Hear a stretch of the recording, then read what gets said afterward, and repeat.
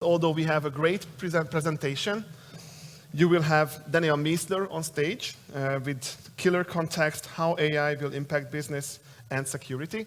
He's coming from the US, from San Francisco.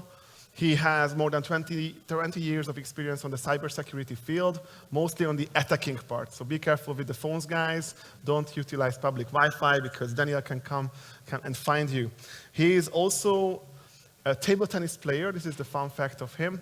But he's more likely, we'll talk about cybersecurity and AI in relation. So please welcome with a great round of applause our next presenter, Daniel Miessler.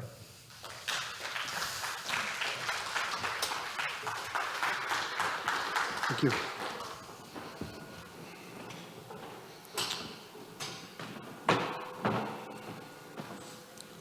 All right, so thanks for having me here to speak.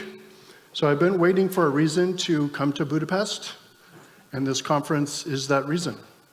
So I appreciate being here. So I want to cover 5 main things today.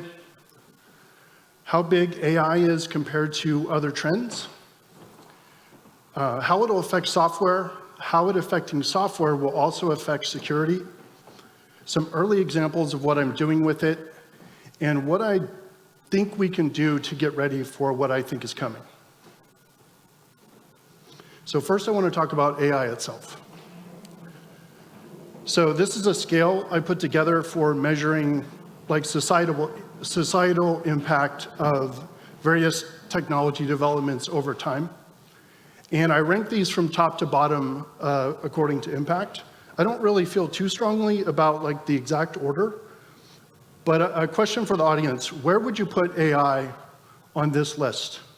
And you've already got some really big things here. You've got printing press and internet, so where would you put it? Where? No, where would you put AI on this list? Would you put AI on the top, on the bottom, in the middle? So he said mobile, on the bottom. Oh, under mobile. Okay, and anyone else?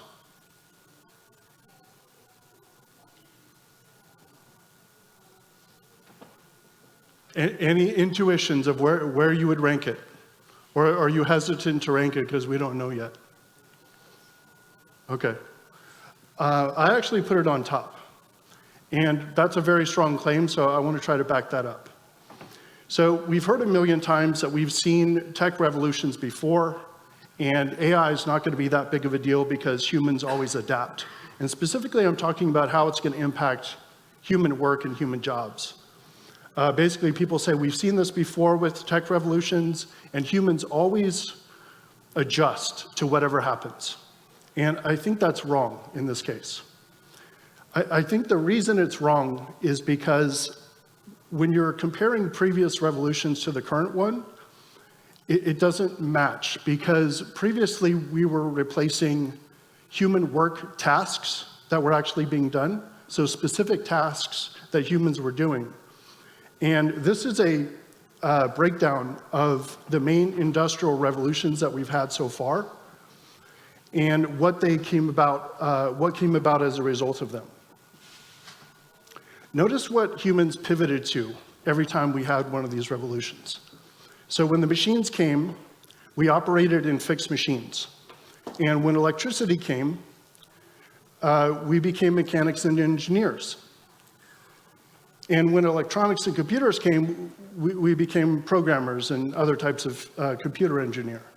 In other words, we moved from technical things more towards human creativity and human intellect. And that's what I think makes this revolution of AI completely different, because it's not actually about replacing running an elevator or washing clothes or doing whatever, all of which were previously done by humans. This time, the thing being replaced is actually intelligence itself, human intelligence. So what do you pivot to when the thing being replaced is intelligence, and the job that you're going to pivot to because AI replaced your job, AI might be able to do that next job as well. And also keep in mind that all the stuff that's been happening recently has only been happening in the last 6 months, 7 months, 8 months, depending when you count. I basically count around November of last year. So we're still at basically the very, very beginning of this new thing. So that's why I put the impact size of this really high on the top. Basically, I think humans, in a lot of cases, are out of pivots. There aren't many places to go anymore, because wherever they go, AI is waiting for that job as well. So how is software going to be affected by this? Basically, I believe most current software is about to be replaced by LLM-based software, and context-based software specifically. So this is what I believe is a limitation of current software. I call this like the crystalline structure of software. It's static, it's brittle, it's got a strict schema, and you can only query it using very specific syntax that matches the schema on the other side. So if you look at the queries being made, the front end has to perfectly line up with what's on the back end. And when you want to add functionality to the program, you have to perfectly match them. And you must have developers involved, because they have to change the front end, they have to change the client, and they have to change the back end, and they have to perfectly stay in sync. So it's very brittle. But I think the real reason that traditional software does not compare to AI-based software is one single powerful word, which is context. Context, I think, is about to become the most important word in all of software and possibly all of tech, because it's the difference between getting back what you asked for versus getting back what you actually wanted. So here's some examples of things you can ask for today. Like, most software can do this. Who has the biggest contracts? Who's logging into the portal? Who's not using the product? All of this can be done with current software. But here's some questions you can ask to software that understands the context of your business. Which markets should we be focusing on? What opportunities should we be focusing on? And you can ask these questions in natural language without having to modify some sort of front-end syntax. But you can only answer should questions if you have deep context like this. Because what does should actually mean? Should is highly dependent on what is going on in your business and what your goals are. And the stuff on the right is the stuff that you have to have in order to answer a should question. And that's precisely the stuff that AI is really, really, really good at. As far as what this architecture might look like, I came up with a model called SPQA, which stands for State, Policy, Questions, and Actions. So state and policy make up the context. And for state, it's basically everything about your business. So it's like Slack messages. It's like your infrastructure logs. Configurations, like imagine every configuration for everything in AWS or Azure. All your transcripts of your conversations, which is a little bit different over here in Europe than it is in the US. In the US, we're probably going to have voice transcriptions of every conversation very soon. Here, it'll probably take longer if it even happens. But those things are being collected. And that goes into this back-end database to create context. For policy, it's what you're trying to do as a business. So it's your mission, your goals, your challenges, your preferences as a business. Like, I don't want to do business in California or France or whatever. And then the questions become the new interface to software. So instead of running queries or trying to figure out how to trick the software into getting what you want, you actually just ask for what you want. You can say, tell me everything that happened in the last week that could make us possibly fail our audit. And if you just think about all the things you would have to do to ask a human that, they would have to go do 100 different tasks and collect that. It would be a whole team of people.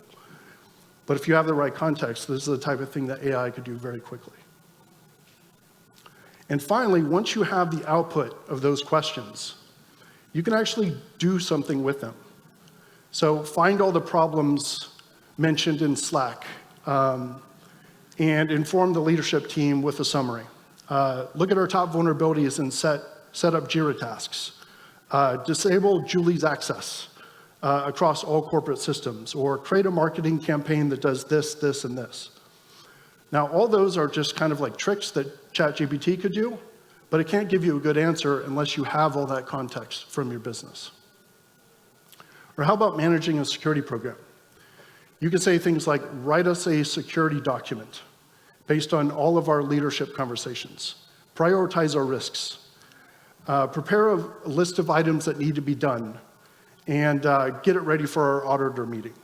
Or update our quarterly security report. And if you take any of these, like any of them, each one of these is normally dozens of meetings that involve like many, many people on the team. And many of those people are very highly paid.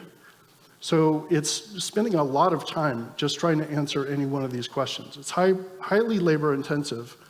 And the worst part is, as soon as you get done, it starts to get stale. And now you have to do it again in a few months or in half a year. But of course, LLMs are, AI in general is completely stupid without the right context and the right data coming in. Otherwise, you'll just get garbage out. So you still need to define your organization's missions and goals and strategies and metrics and KPIs, all that stuff. And all of that flowing into the AI is the context that you need.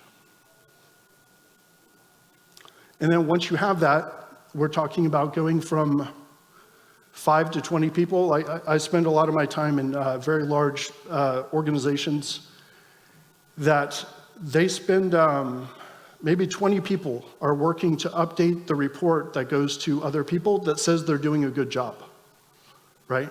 And they're modifying this document that's like a 20-page document, but it's going to the advisors, it's going to the board, it's going to all these different important places, so they're really worried about it, and they spend hundreds of hours getting it ready. And you're going to be able to take that down to a few minutes of working with an AI, assuming you have all the context. One other thing that I noticed when I started looking at this is that there used to be software verticals for HR. Well, when I say used to be, there still currently is. HR, sales data, security data. They all have their own software verticals. They're all very different software. But when you have AI that understands the entire business, it doesn't know the difference between HR and sales, right? If you ask sales questions, you get back sales answers. If you ask HR questions, you get back HR answers. So AI-based software basically removes software verticals. So now let's talk about security and how I think these changes are going to affect security. And I want to jump right into examples, stuff that I'm actually building with this stuff. So first, the setup here. I've created a false organization called Alma Security. And they're based out of Redwood City in the Bay Area. And this is a detailed write-up of all the context that we were talking about before, captured for that company. So I've got their history, their company goals, their security goals, what they're trying to accomplish as a security organization, the known problems that they're trying to get fixed, as well as information about their infrastructure, crown jewels, important systems, everything. And we know their primary security goal is to protect customer data, and we know their secondary security goal is to protect proprietary information. And that's defined right here in the document. So this is the foundation of everything. Context about the company, who they are, what they're trying to achieve. This is the S and the P in SPQA. And looking inside this directory where I'm keeping this stuff, you can see the state and policy document. I have an employee record in here, one employee record. I've also got activity log with data that's streaming in from outside the organization.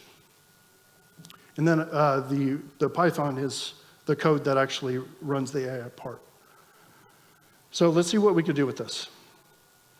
So imagine business is going normally, and a junior analyst in the SOC, in the Security Operations Center, sees this. Julie's laptop has connected through the VPN from Osaka, and she's trying to access a server called FS2. That's another part of the log. She's trying to access FS2. What should a junior security analyst, should they allow this or not allow this? Ideas? Yes? No? No? We have more questions, right? Exactly, it depends. It absolutely depends.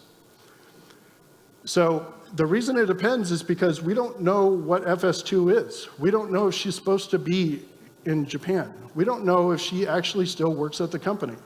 So if you are a junior analyst, what you do is you pull up the internal documentation, you start asking questions, you start reading documents, you basically launch an investigation with all these different pieces, trying to figure out all the pieces of this log.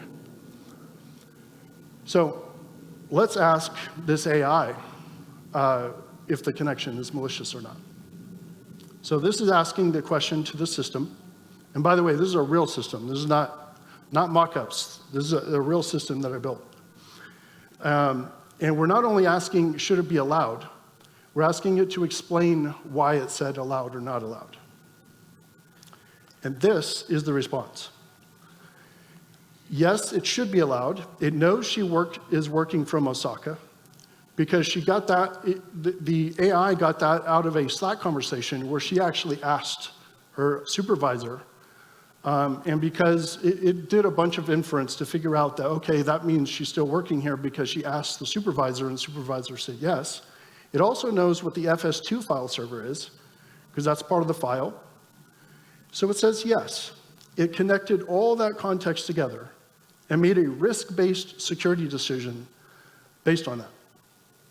And that's not the crazy part. The crazy part is what if the CISO the head of security talks to their friend and says, hey, you shouldn't allow any remote connections. This would be stupid if they said this, but imagine they said, don't allow any remote connections to anything internal that's sensitive. So no more VPN connections to FS2. That's the statement that the CISO now says. Let's see what it comes back with now. We asked the same question, and it says the connection should not be allowed. And it gives us the reason. The reason is that the CISO just said no more connections remotely to FS2.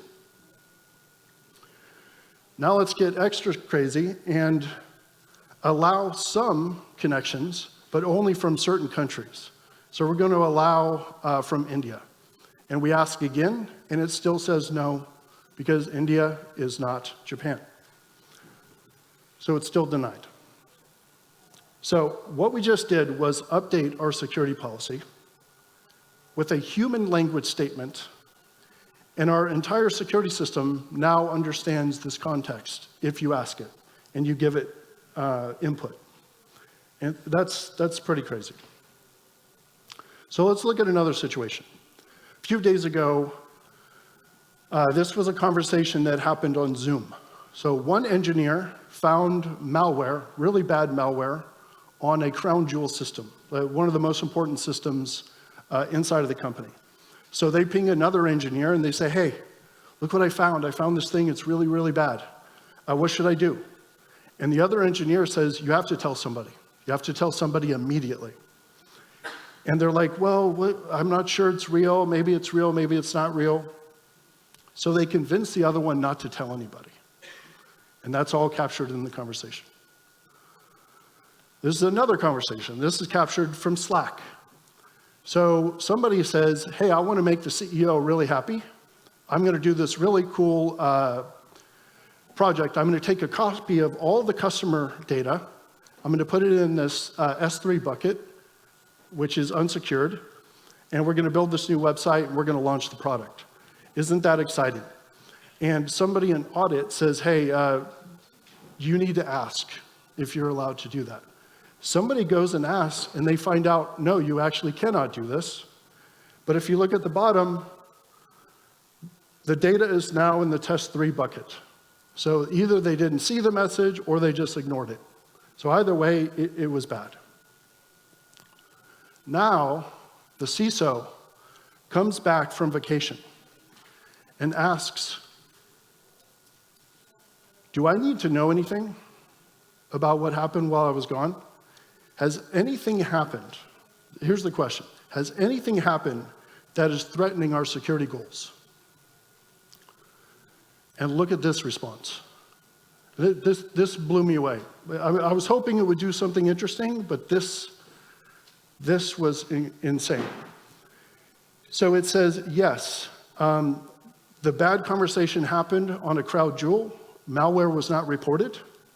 It also says somebody put a copy of customer data in an unsecured location. They did not have permission. And this is the part that really surprised me. It linked which security goal was violated by which thing. It said SG1 was violated by the first one, and SG2 was violated by the second one. And because I said the word crown jewels, it associated with proprietary information. So it gave me a list of the security goals that were actually being violated. That was surprising to me. Or let's say the CISO goes away for a much longer time. They go away for a month or something. And they say, give me an overview of everything I need to know.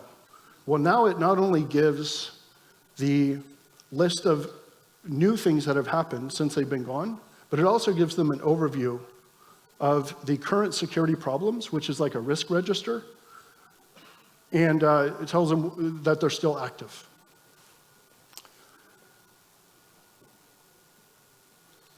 So we've talked about state and policy and questions as part of SPQA, but what about action? So who here has heard of LangChain? Yeah, I imagine this conference, some people have heard it. LangChain agents also, or AI agents, yep. Got a few people. So it's a framework for building AI apps, basically, and LangChain agents are kind of like, they're like autonomous agents, essentially, with the intelligence level of like GPT-4, if you're using GPT-4. They're like bots with the knowledge of GPT-4. So instead of being limited to the knowledge cutoff, they can actually access APIs and do different things, which is really cool. So this is an agent that I've built, and this is going to, there's some motion happening, it's just going to repeat, and I'm going to talk through it. So what you see is on the left, you see the different tools that I've given to the agent. These are the different APIs that I've provided. And you can see the names of them. Some are like disable account. One API is called, is for the ATO request, and one is for the status update request. So I'm basically telling it, disable Julie's account, and let me know when it's been disabled. So we send the question or the action, the agent gets the request, and down here on the left, it's actually deciding what to do. So I just told it, disable her account, and let me know what it's done. And when it starts thinking, which it's starting over right now, it looks at all the tools that it has available, it finds the disable account one, and it goes and executes the account one. And over here on the top right, you could see the API requests are coming in. And then it also sends another one for update the status after that's done. And you could see in Slack down here, it's sending the Slack message afterwards. So this thing is just figuring out what you meant and then going and executing actions. So now we're not only able to get context and understand state, but we can also send commands to external APIs. So hopefully you can see with these early examples of why I'm so excited about this stuff and why I think context-based security is so important. And what I want to talk about now is basically how to get ready for this. So Unfortunately, what I think is about to happen is all of our companies are about to get swarmed by armies. And the armies are smiling 22-year-old people, new to consulting. So which army? Bain Capital, KPMG, I know some of us might work for these companies, but it's true. McKinsey, Deloitte. Basically, they're gonna show up to your company and say, I'm here to solve your human resources problem. And the CEO is like, what do you mean? What human resources problem? I don't have a human resources problem. And they say, well, let us look at your business and we will implement the Matrix AI solution, whatever they call their product, and we'll give you better answers to all your business questions. And the CEO will be like, okay, what do you need? And they say, I just need to understand everything about your business. And here comes 10 or 20 smiling 22-year-olds. And here's what they do. They proceed to break open every part of your business to understand how it works. What are the inputs? What are the outputs? How many people work in those departments? Every process, every budget spend, every cost center. They look for ways to understand it and understand what the humans are actually doing in those different components.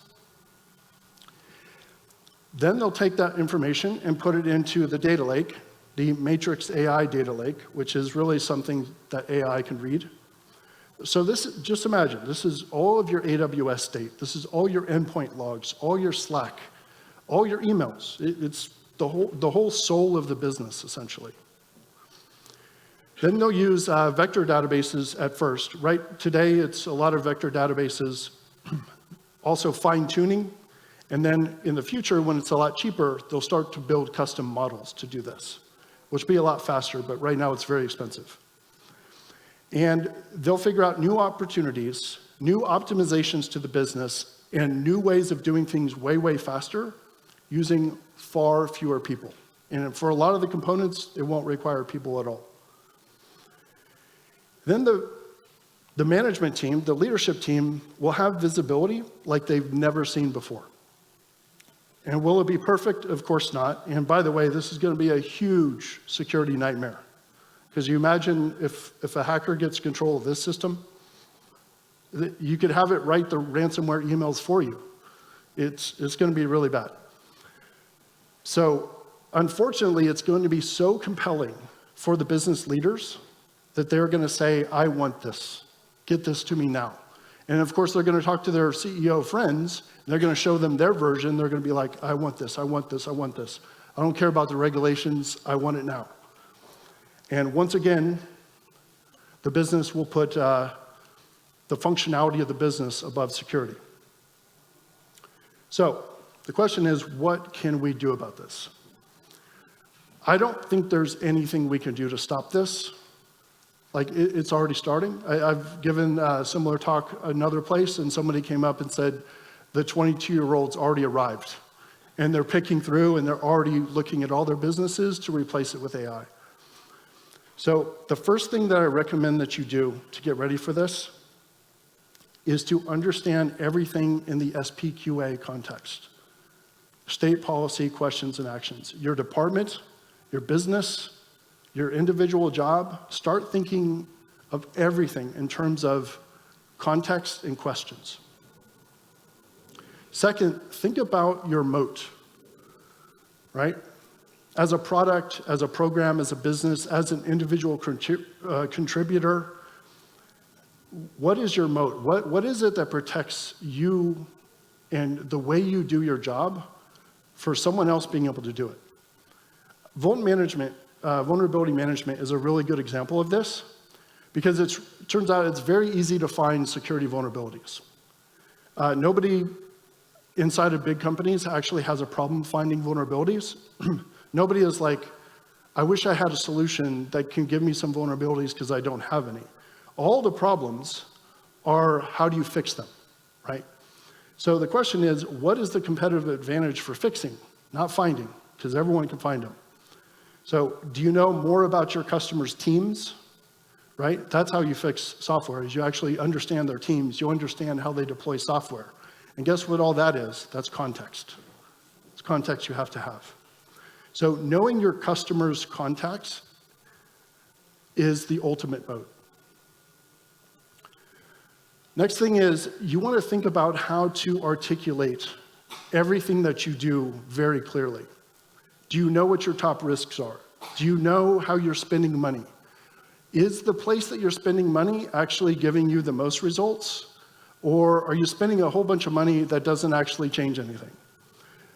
Unfortunately, these are the types of questions that AI is going to be so good at, right? And we want to be ready with our own answers to these questions before the AI shows up. And finally, what is the end-to-end narrative that describes your success, right?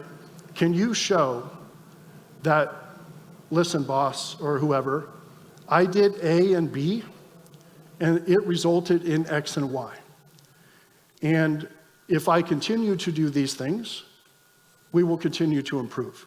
If you cannot articulate your program in that way, that's what Deloitte is going to do. That's what KPMG is going to do.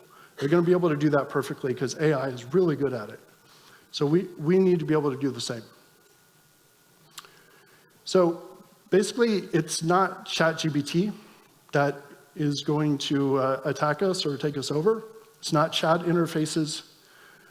In my opinion, those are kind of becoming gimmicky. They're just kind of gimmicks that show how powerful AI could be. But context-powered AI applications are what is actually coming for us, what is actually threatening us. And I think we're 6 to 24 months before everyone figures this out. So if you could see the world of software and business in this way, I think you'll be ahead of like 99% of the people out there. Thanks for your time.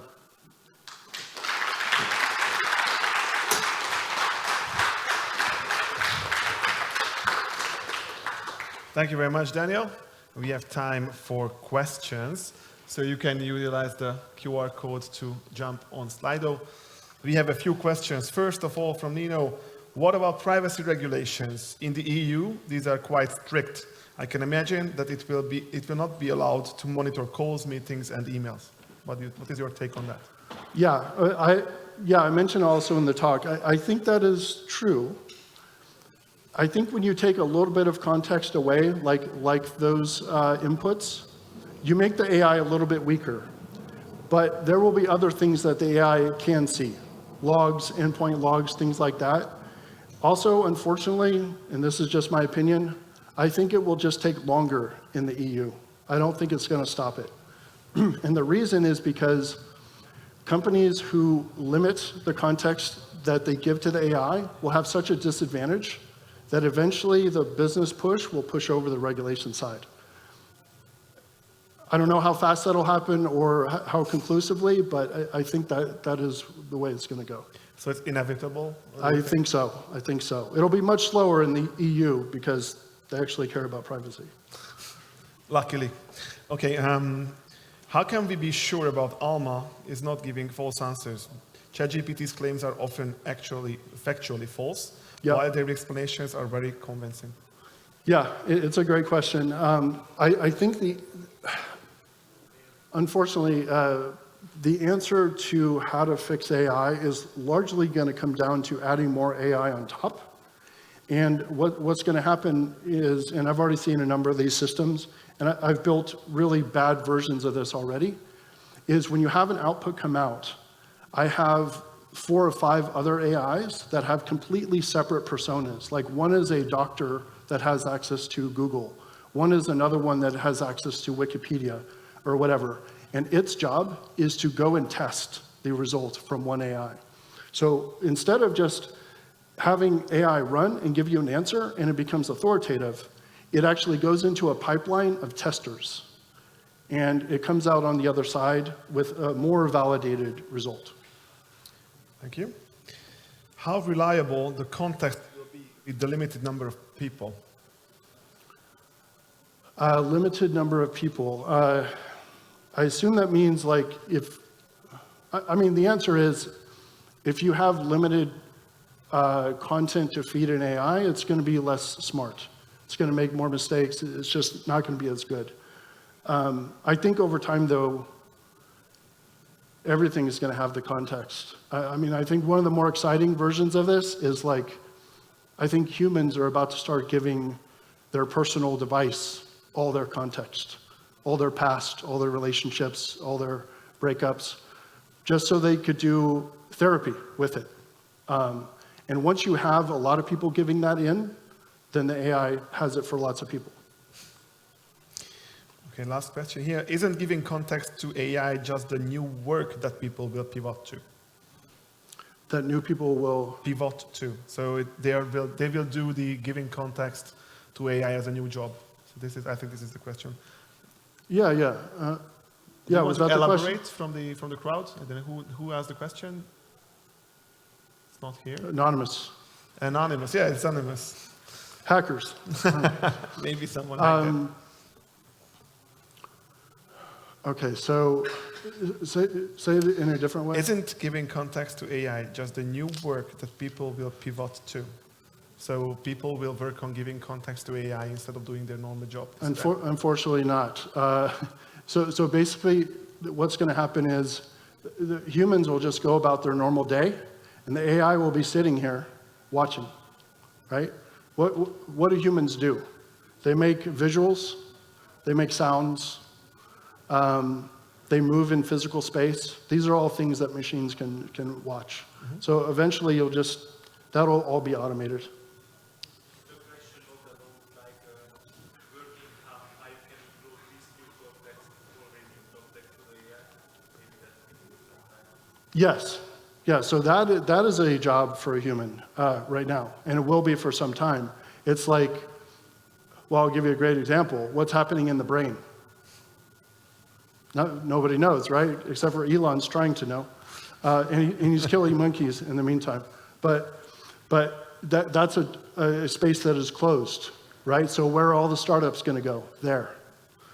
And also they're going to cheat, right? Because it's like, okay, we can't read the brain because nobody wants to put a sensor on their brain.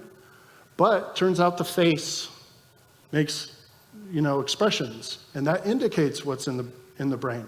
So they're going to infer it. So AI engineers who are on the front end of this, they're going to have a job for a while. Okay, there are no more questions, so I would like to say thank you very much. We have a design of yours, that's yours. Oh, thank Congrats, you. And also some tea, because it can be cold maybe in San Francisco someday. Yes. And I would like to ask for another round of applause for Daniel and his presentation.